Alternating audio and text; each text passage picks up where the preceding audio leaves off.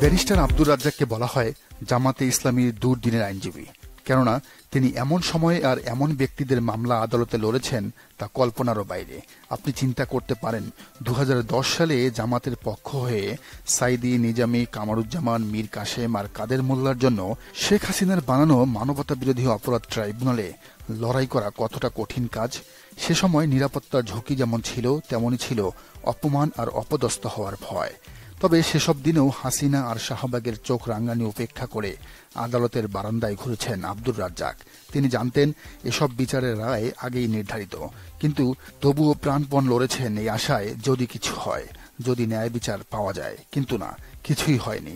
তাই সাজানো রায়ের আদেশ যখন একে একে কার্যকর হচ্ছিল, তখন নীরবে নিভৃতে দেশ ছাড়েন আব্দুর রাজ্জাক। কে জানে মাওলানা সাইদি, নিজামী, কামারুজ্জামান আর মীর কাসেমদের পক্ষে লড়াই করার জন্য কখন তাকেও কাঠগড়ায় আসামির আসনে দাঁড় করাতো হাসিনা।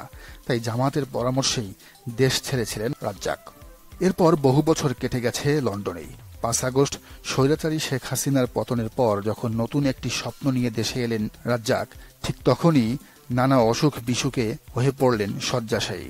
শেষমেশ গেল 4 মে ইবনে সিনা হাসপাতালে চিরবিদায় নিয়ে ওপারে পাড়ি জমান তুখোর আইনজীবী। আব্দুর রাজ্জাক ছিলেন একসময় জামাতের সহকারী সেক্রেটারি জেনারেল। ইসলামী ছাত্র শিবিরের প্রতি ছিল তার অকৃত্রিম ভালোবাসা। বিএনপি ক্ষমতায় ছাড়ার আগে শিবিরের সবশেষ 2006 সালের পল্টনের ঐতিহাসিক ছাত্র সমাবেশে ভাষণে ব্যারিস্টার রাজ্জাক বলেছিলেন, শিবির হল বাঙালি জাতির জন্য একটি গুরুত্বপূর্ণ সংগঠন।